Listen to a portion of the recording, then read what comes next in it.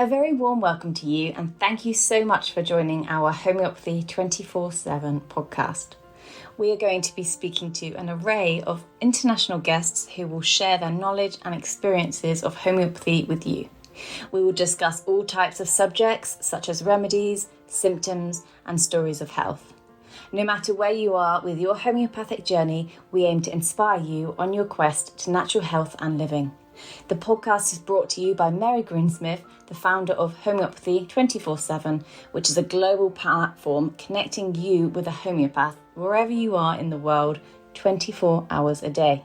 So let's get started with today's chat. Please welcome Mary Greensmith.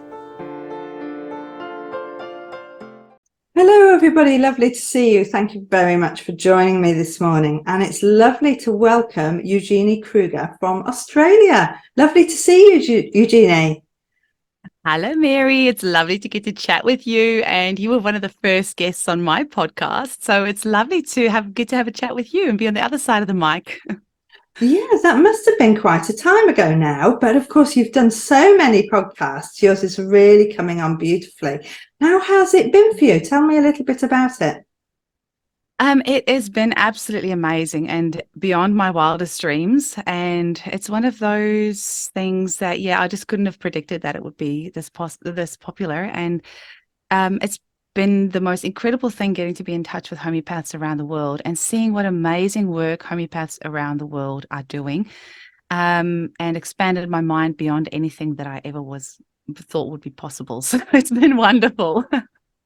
So I find it absolutely amazing how I mean, first of all, we are so lucky to be homeopaths in this day and age, aren't we, just with the internet? But tell me what you were doing before you began the podcast and what you're doing now after doing it for over a year. You've been going, haven't you?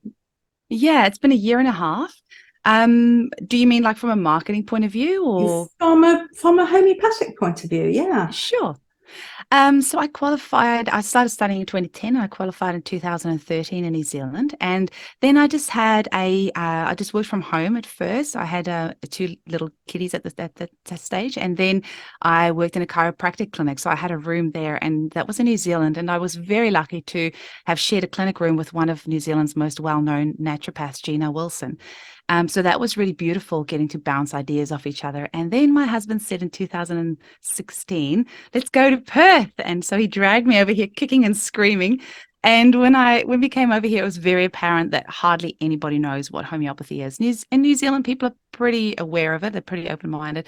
But over here, it was just like a desert and just crickets. Like nobody had any idea.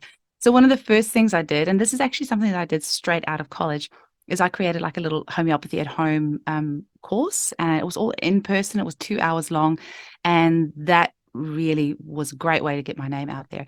And then in about 2019, 2020, I took it online, and the feedback time and time again was that it was too long. It was an hour and 40 minutes. And the mums, my target audience are mums and babies, and they all said, I don't have that amount of time to sit down and do the course. So I condensed it all down to a half an hour YouTube video available free of charge. It's had about 5,000 views. And that was a really great way to kind of get my name out there. And I love listening to podcasts. We moved out into the country at the start of 2020, and we have a 110-kilometer round trip from the clinic to the acreage. And so I started listening to podcasts, and I listened to Joey Calabrese and Homeopathy for Mommies and the 1M, a homeopath podcast. And that were the only three out there at the time in 2020, back in the old days. And then after I listened to all the episodes of all those three, I'm like, hey, I should start my own. And best decision I ever made. It has been so brilliant just watching, the changes that have occurred actually since COVID, isn't it? Because homeopathy has changed, I think, since COVID as well. Because it has allowed us to do it in a different way. And for me, the biggest thing, obviously, I was already practicing online because I lived in a boat and it wasn't practical to do anything else. But for a lot of people, it just meant it was so much easier to access homeopathy. And of course, having a podcast has brought it into so many homes, hasn't it? It really has. And there's been so many homeopathy podcasts. It's been this beautiful blossoming of podcasts. I think we must be up to about 15 podcasts, maybe more. It feels like every day there's a new one. And it was actually Callie Callahan of the One M Homeopaths podcast that really inspired me, because during her podcast, she kept on saying, come on, homeopaths, you need to start your own podcast. We need some more podcasts. And then I was like, oh, yeah, we do. And I love that we have so many different podcasts popping up. Everyone's coming from a different angle. Everybody has different accents. They have different takes on things. So I really feel that we need the more homeopaths, the more diversity, the more different beliefs and different ways that we practice, the better, because it's all about resonance at the end of the day. And if you can find a homeopath that you resonate with, you're going to get better results. And same with a podcast. The more different homeopathic podcasts we have out there, the better. And you're so right. COVID has been one of the most amazing things that could have happened for homeopathy. And people that were really resistant to taking things online were absolutely forced to do it. It was either, do or die. You either had to either go and take it online. And I think once most of us got our heads around that, we actually could really embrace the flexibility of it. And I mean, like you said, you were a trailblazer. Everybody else just kind of cottoned on it. Oh, okay, so that's why Mary's doing it is so successful, because it's actually a wonderful way for our clients and for us. So. Yeah, and just the fact that people around the world can access homeopathy, because all of a sudden it's international, isn't it? And it has changed the way that we practice and think about it. But as you said, the lovely aspect is meeting other people who are interested in homeopathy around the world, which has allowed, I think, us to start talking about homeopathy a lot more. And I think before we weren't comfortable talking about homeopathy, because especially in the UK, and you probably found this in Australia, you felt that there was a lot of resistance to homeopathy and you weren't free to speak about it. And now for me, having a community of people around the world means that I can talk about homeopathy freely and therefore feel comfortable doing it, and realize that thousands and thousands of people want to hear about it. Absolutely. It's definitely the power in numbers. And I do feel like we've been kind of hiding for a little while. Sometimes I feel like I live in my own little echo chamber, because, I'm in my little homeopathic community and homeopaths around me. And so sometimes I wonder if this feeling that I'm feeling about this homeopathic revolution, of this reawakening, of this excitement around homeopathy, if it's just because that's what I surround myself with. But I'm hearing and feeling it everywhere. And people are really ready for a change and ready to start taking responsibility for their own health and looking for a different option. And because you can find us online anywhere, it makes it really easy to access that information. And there are so many homeopaths that are doing their own little online courses at the moment, which is really great to see. I saw somewhere, I don't know where the statistic was from. I was just scrolling and I saw it. Maybe it was the School of Homeopathy, but it said something like homeopathic sales are predicted to increase, I don't know how many $1 billion over the next few years. And I'm like, yeah, I would believe that, because every homeopath and their dog are selling their own kits now. They're selling their own online courses. They're getting themselves out there on podcasts and in the media. And I think we're just tired of being quiet, and we have beautiful online platforms. And if we get shut down on one, like my YouTube channel was suspended for a while because they didn't like what I said, but there's Rumble and there's Facebook and there's all sorts of different avenues that you can make yourself heard if that's what you choose to do. And I think just being able to do what we're doing today, just communicating, talking with other people, like-minded people, it really does inspire you, doesn't it? And give you the confidence to actually do more, which is what homeopaths have needed for so long. Just as you say, to get out there. But it's really good news for our audience, isn't it? And I'm sure that your audience is growing very well. I was so inspired when I saw videos of your local get-togethers with so many people, and I just couldn't imagine that ever happening in the UK. Oh, It's the only thing that limited was the size of the venue. So we would have, we're going to have another one. The date's already booked for the 2nd of June. And we're going to use the same venue again because it was lovely.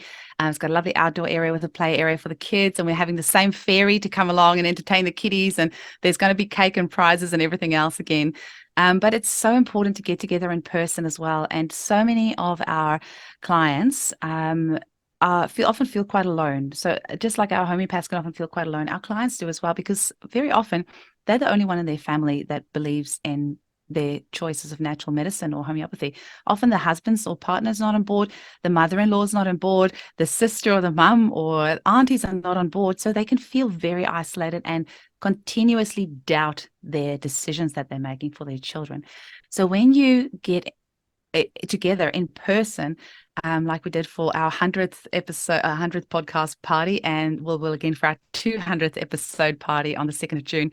When those mums see each other and see, they just resonate, like the vibe is just amazing. And we're thinking of doing a little game this year where we're going to have the postcodes on a little A4 piece of paper with blue tack on the floor in various places. And then at one stage, ask the mums to go and find their postcode.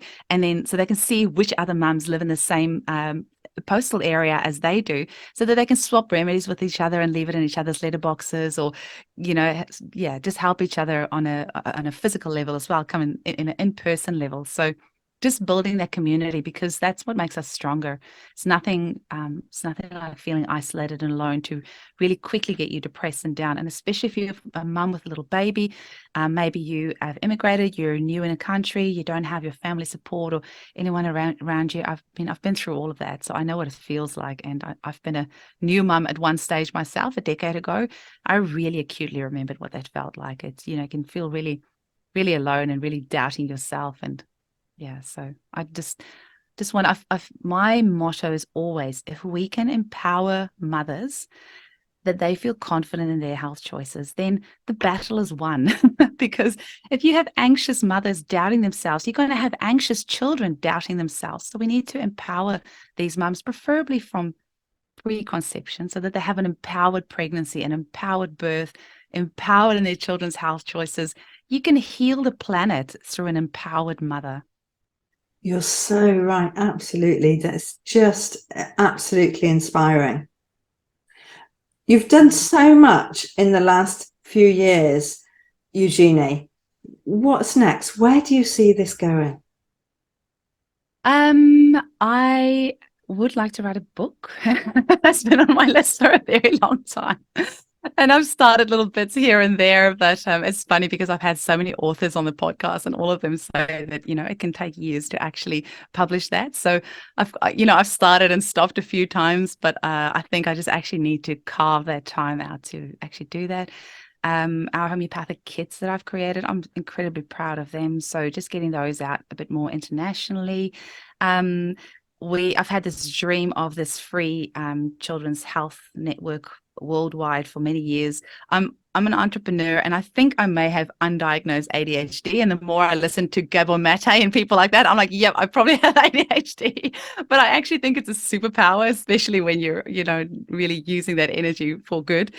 So I have a gazillion ideas of things that I want to do. But I mean, Mary, you're also an entrepreneur, so you know what I'm talking about. The flood of ideas is constant, and it's just deciding, okay, what's the next one? Luckily, I have a husband who is very grounding, so he always brings me back to reality, because it's easier for me to fly off with a gazillion ideas that I have in my head. I've got endless to-do lists and things that I would love to do and create and all that, but it's kind of just one step at a time. I had Jill Turland on the show, who's 80 and still practicing homeopathy. On Tuesday, I'll be 44. So I'll be 44 on the 4th of the 4th this year. And I keep telling myself, it's okay. I still have 40 years of practice ahead of me. I want to be practicing into my 80s. So it's okay. I've got 40 years to do all of this. It doesn't all have to happen right now. Yeah. It's just so brilliant, isn't it? And actually, that was one of the reasons I decided to train with homeopathy as well, because I thought, well, actually, I'm going to need something because we're not going to stop, are we? This is our it's just no way. And this will make you laugh, actually, because I have just launched a new business called Naturally Minding Publishing. So I will send you the details of that. Yes, just please. so that we can pull together more homeopathy books that are available for the general public, because of course in times past the homeopathy was written for homeopaths. It wasn't written for the general public, wasn't written for home prescribers. So we desperately need lots of this. So I've just launched a new company, naturallymindedpublishing.com, and that will be going live next month with pulling together lots of homeopathy, but also natural remedies, of course, because it's so involved, isn't it, with taking responsibility of your own health. And that's absolutely. Well, congratulations. That is super exciting and I completely agree with you. Very much needed. The thing that I get over and over again is when somebody, if they watch like my 30-minute YouTube video and then have known nothing about homeopathy before, that initial aha moment, it's the most beautiful thing. Like, why doesn't everybody know about this? It's just because something resonates with them on a very deep level. It can be such a paradigm shift for so many people, and they just get it, and they're like, yes, of course it makes sense that we've got a vital force and it can be stimulated with natural remedies that don't have side effects, that are safe and effective, and of course that makes sense. So when they hear that it actually exists, they're often like, well, why doesn't everybody know about this? And then they want to consume as much content as they can, books, podcasts, videos, anything they can. So if you are creating the space for them to easily be able to access homeopathy books, I mean, that's brilliant. So yeah, definitely.